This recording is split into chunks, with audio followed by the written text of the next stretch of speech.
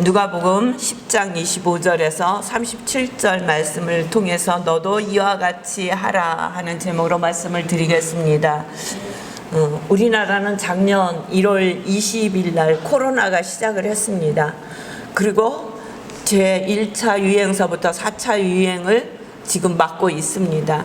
건 1년 6개월 동안 우리는 경험하지 못한 많은 일들을 경험하며 살아가고 있습니다.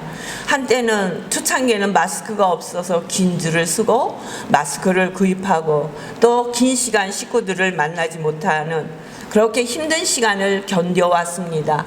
그리고 백신을 의지했죠. 백신만 맞으면 괜찮을 것이다. 순조롭게 맞춰질 것이다. 그런데 이 또한 그렇게 만만치 않은 것 같습니다. 그리고 또다시 우리는 제4차 유행을 맞이해서 예배를 함께 드리지 못하고 있습니다. 많은 사람이 이 시간을 보내면서 고통을 감내하며 이 시간을 보내고 있습니다. 많은 사람들은 이야기합니다. 뭐 때문이라고, 어디 때문이라고, 누구 때문이라고. 그러나 아닙니다. 이건 전염병이고 우리가 서로 주의하지 않고 하나님께서 끝내주시지 않으면 이 전염병은 끝날 수가 없습니다. 우리는 하나님 앞에 기도해야 합니다. 그리고 이 코로나라는 이 엄청난 이 전염병이 왜 이렇게 올 수밖에 없었는지 다시금 우리의 모습을 돌아보는 시간이 되었으면 좋겠습니다. 지난주에 우리는 주님이 이 땅에 왜 오셨는지에 대해서 함께 우리는 은혜를 나눴습니다. 주님은 이 땅에 섬김을 받으러 오신 것이 아니라 내가 섬기러 왔고 대속물로 너희에게 주려고 오셨다고 말씀하셨습니다. 주님은 이 땅에 오시면서 우리를 섬기러 오셨습니다. 온 몸과 마음과 당신이 가지고 있던 모든 것을 주셔서 우리를 섬기시고 우리를 십자가상에서 구원시켜 주셨습니다. 그래서 우리는 하나님을 아버지라 부를 수 있는 놀라운 은혜 가운데 살고 있습니다. 이렇게 은혜를 누리며 살고 있는 우리를 향하신 주님의 뜻이 무엇인지 오늘 이 시간 본문을 통해서 우리 알아보길 원합니다. 오늘 이 본문은 9장 51절에 보니까 예수님께서 승천하실 기약이 차감해 예루살렘을 향하여 올라가기로 굳게 결심하시고 지금까지는 갈릴리아 가버나움을 중심으로 말씀과 치유 사역을 계속하시던 예수님은 하나님의 뜻을 따라 십자가의 순환과 죽음 또 부활 승천의 길을 묵묵히 걸어가시는 것입니다. 이제는 유대와 예루살렘 중심으로 일을 하십니다. 70인을 세워서 각 지역에 전도자로 보내시고 그들의 귀한 보고를 들으시고 하나님 앞에 감사의 기도를 드리십니다. 그리고 오늘 본문 보면 그 당시에 가장 지성인을 대표하는 한 사람이 주님을 찾아옵니다. 25절에 보니까 어떤 율법교사가 일어나 예수를 시험하여 이르되 선생님 내가 무엇을 하여야 영생을 얻으리까 하고 주님 앞에 질문을 합니다. 이 사람은 율법교사입니다. 아마 율법에 대해서는 박사였겠죠. 그러니까 주님 앞에 묻는 것입니다. 이는 왜 주님 앞에 묻느냐면 주님을 시험하기 위하여 교활한 마음으로 주님 앞에 와서 묻는 것입니다. 어떻게 하여야 내가 무엇을 하여야 영생을 얻으리까 이렇게 묻는 것입니다. 그러니까 예수님께서 어떻게 해야 영생을 얻는다라고 말씀하시는 것이 아니라 그 사람에게 역질문을 하시는 거예요. 예수께서 이르시되 율법에 무엇이라 기록되었느냐 내가 어떻게 읽었느냐 이렇게 그에게 묻는 것입니다. 그러니까 이 사람이 속으로 놀랐을 것 같아요. 그 당시만 해도 예수님에 대한 악의적인 소문이 많이 돌고 있었습니다. 예수님은 율법을 경시하고 잘 지키지 않는다는 그런 소문이 돌고 있었습니다. 그래서 어떻게 해서든지 예수님을 공경에 빠뜨리려고 질문을 했는데 예수님은 그 질문에 답을 하시는 것이 아니라 제 질문을 그 율법교사에게 하시는 거예요. 그러니까 율법에 무엇이라고 기록되었느냐, 어떻게 해야 영생을 얻는 길을 걸어갈 수 있느냐, 그렇게 역질문을 하시는 거예요. 그러니까 그 율법교사가 대답을 하는 것입니다. 내 마음을 다하며 목숨을 다하며 힘을 다하여 힘을 다하며 뜻을 다하여 주 너의 하나님을 사랑하고 또한 내 이웃을 내 자신과 같이 사랑하라 하였나이다. 이것은 신명기 6장에 있는 말씀과 내위성 19장에 있는 말씀을 들어서 세마라고 하잖아. 이스라엘아 들으라. 그쵸? 그러니까 하나님을 사랑하는 것입니다. 하나님을 사랑하는데 어떻게 사랑하느냐? 마음을 다하고 목숨을 다하고 힘을 다하고 뜻을 다해서 하나님을 사랑하는 것이요, 또한 내 이웃을 내 자신과 같이 사랑하는 것이라고 이야기를 합니다. 그러니까 예수님께서 말씀하십니다. 네 답이 옳도다. 이를 행하라. 그러면 살리라. 율법을 지킴으로 구원을 얻을 수 없습니다. 완전히 율법을 100% 지키며 구원의 길을 갈 수 있지만 어떤 사람도 율법을 완전히 지킬 수 없습니다. 그런데 예수님은 그에게 묻고 그가 대답할 때 옳다. 그대로 행하라. 그렇게 말씀을 하십니다. 그러니까 그 사람이 뭐라고 얘기합니까? 29절을 보니까 그 사람이 자기를 옳게 보이려고 예수께 여짜오되 그러면 내 이웃이 누구니까? 자기가 지금까지 율법 안에서 선행하며 살았다는 것을 가시하는 거예요. 나는 이렇게 율법을 지켰습니다. 하나님을 사랑했습니다. 그리고 내 이웃을 사랑했습니다. 그런데 주님은 오늘 누구도 잘 아는 선한 사마리아인을 통해서 네가 이웃이라고 생각하지 않는 선한 사마리아인이 정말 이웃을 내 몸과 같이 사랑하는 사람이라고 말씀하고 계세요. 유대인들은 사마리아 사람들을 상종하지 않았어요. 그들을 사람으로 취급하지 않았어요. 사마리아 땅을 그들은 밟는 것조차 마음에 허락하지 않았던 그들이에요. 그런데 예수님은 그들에게 말씀하시는 것입니까? 그가 묻습니다. 내 이웃이 누구니까? 그렇게 묻는 거예요. 그러면 내가 섬겨야 될 이웃이 누구입니까? 나는 지금까지 내 이웃을 잘 섬겨왔다는 얘기입니다. 자기가 이렇게 하나님의 말씀을 잘 지키고 하나님을 사랑하며 이웃을 사랑해 왔다는 것을 예수님에게 다시금 얘기하는 거예요. 그랬더니 예수님이 말씀하시는 거예요. 30절 보세요.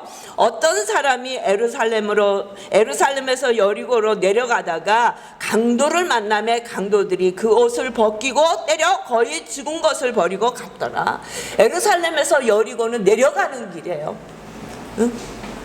그러니까 그 길은, 그 당시에 그 길은 많은 강도들이 출몰했다는 거예요. 숨어 있다가 혼자 가는 사람이든지 무엇인가를 가지고 있는 사람에게 강도로 변해서 그가 가지고 있는 모든 것을 가져갔다는 거예요. 근데 이 한 사람은 예루살렘에서 여리고로 내려가다가 강도를 만났는데 그 강도가 옷도 다 벗겨왔어요. 또 때렸어요. 그러니까 때리니까 거의 죽을 정도로 맞았다는 거예요. 그리고 이 거의 죽어가는 사람을 버려두고 갔다는 거예요. 그런데 그 길을 마침 한 사람이 지나갑니다. 제사장이 그 길로 내려가다가 그를 보고 피하여 지나가고, 또 이와 같이 한 레위인도 그것에 이르러 그를 보고 피하여 지나가되, 제사장과 레위인은 종교 지도자라는 거예요. 지금 말하면 제사장은 목사님 얘기하는 거고, 레위인들은 전도사님, 장로님, 권사님, 직분자들을 얘기하는 거예요. 가장 하나님의 말씀을 많이 듣고 많이 전하고 그 말씀대로 살고자 하는, 그래서 예수님이 부를 때 하나님을 사랑하고 이웃을 사랑하는 것이 가장 큰 계명임을 알고 있는 그들이 지나가는 거예요.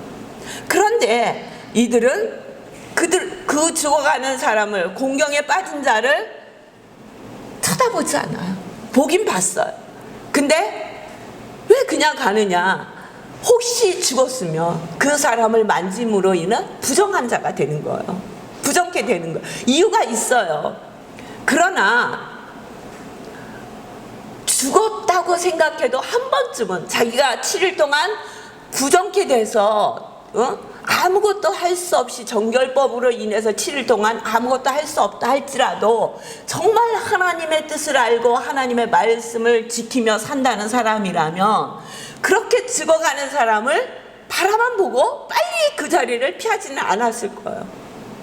뒤를 따라 또 봤어야죠. 근데 이들 제사장과 레위인은 그냥 지나가 버렸어요.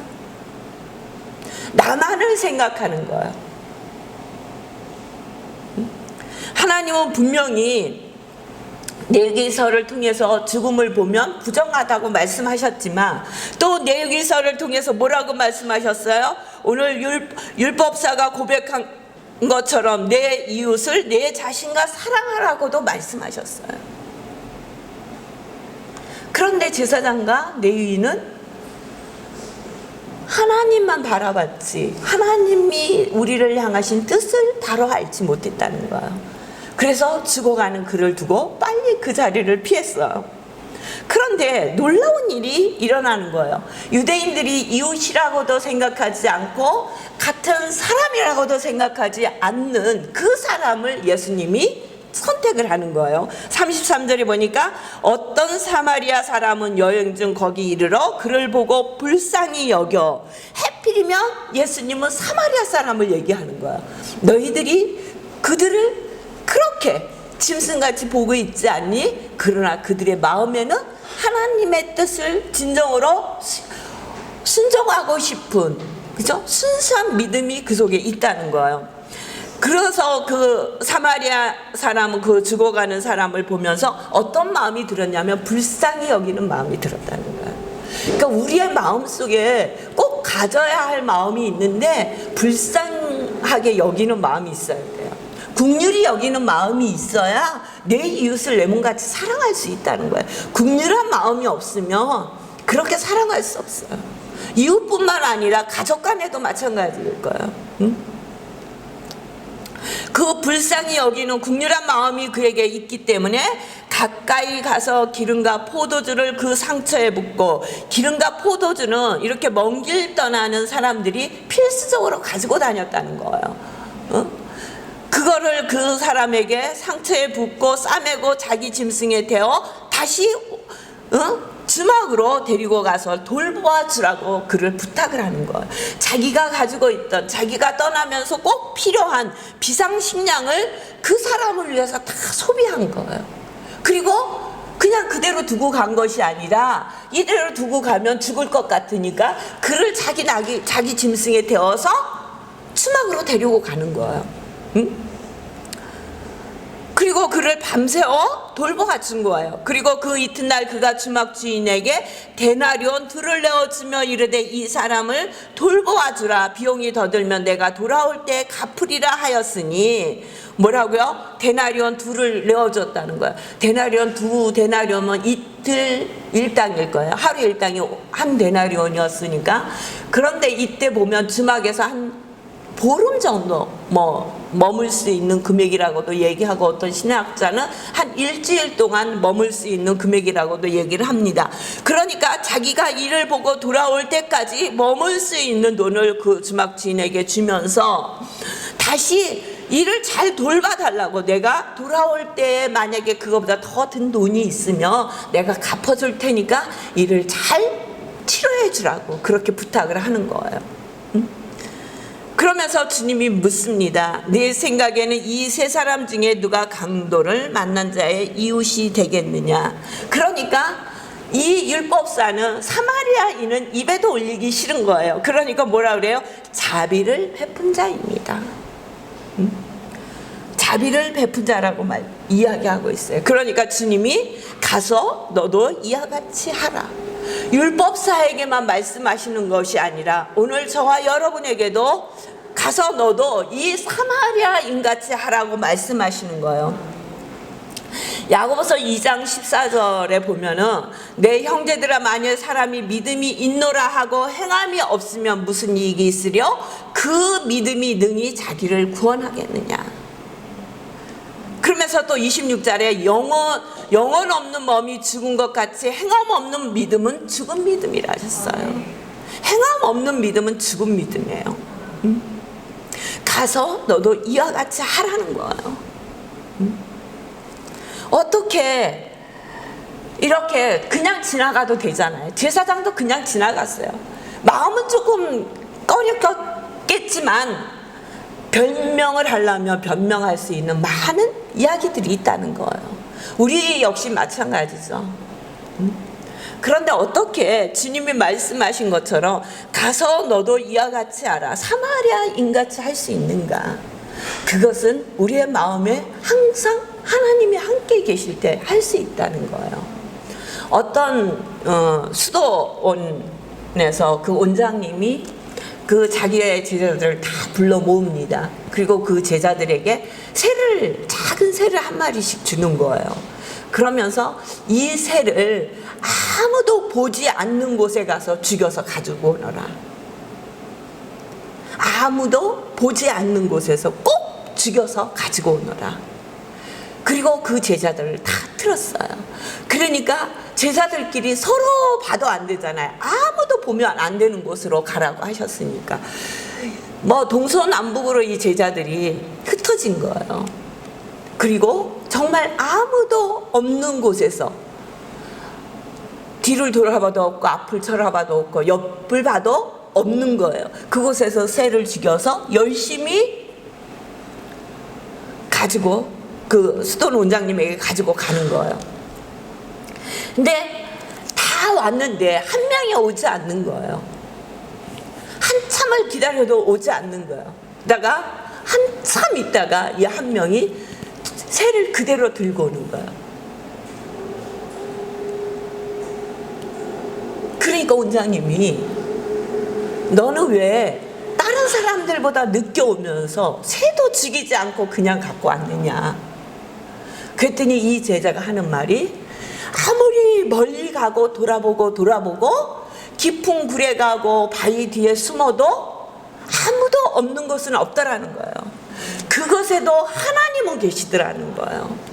그래서 자기는 어디를 가도 아무도 없는 곳을 찾지 못해서 그곳에도 하나님이 계시고 굴 속에도 계시고 바위 뒤에도 계시고 산 위에도 계시고 밑에도 계시고 그래서 돌아보다 아무도 없는 것을 찾을 수가 없어서 이 새를 갖고 왔다는 거예요.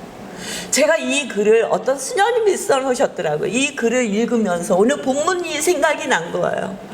우리가 어떻게 주님이 말씀하신 것처럼 가서 너도 이와 같이 하라. 이 사마리아인같이 아무도 보지 않는 그곳에서 어려움을 겪고 나에게 많은 피해를 줄 그 사람을 그냥 모른 척하지 않고 그와 함께 그를 도우며 그에게 사랑을 나눌 수 있는가?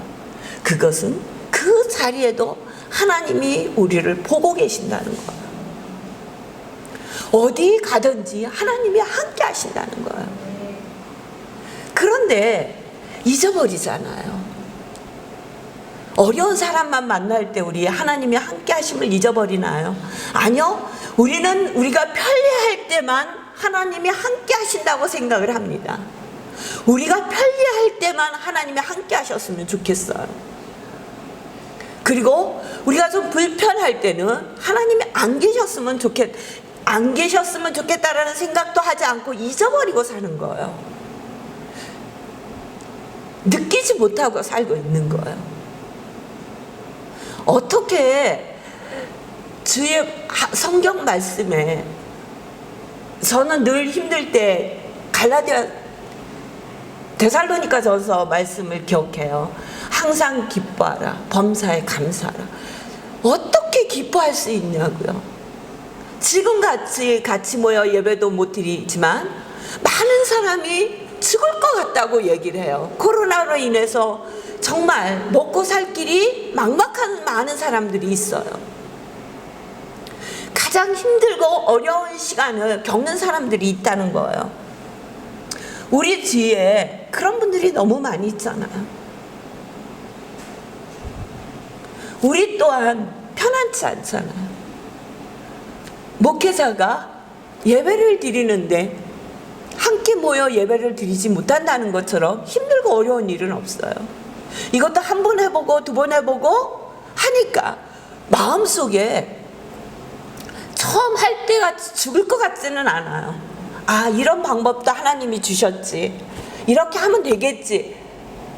근데 그때도 이런 방법도 주셨지 생각했지만 그때 마음은 죽을 것 같았어요. 너무너무 힘이 들었어요. 지금은 그 마음은 아니라는 거예요. 어떻게 보면 되어지는 대로 우리의 마음이 쫓아간다는 얘기죠.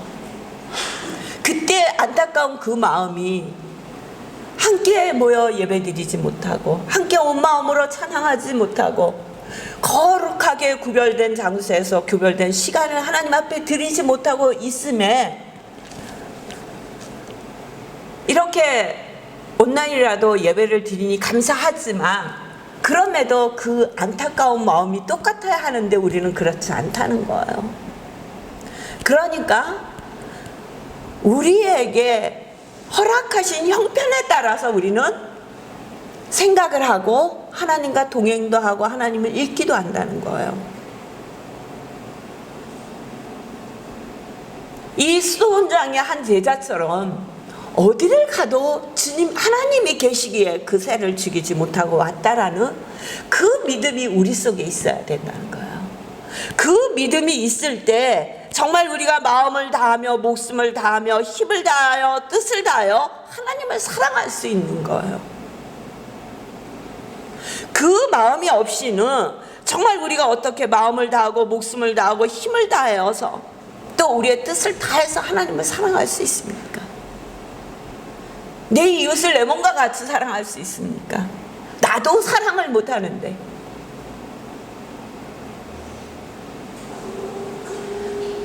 이렇게 주님이 원하시는 이웃에게 우리의 손을 펼 수 있는 것은 늘 주님과 동행하는 거예요.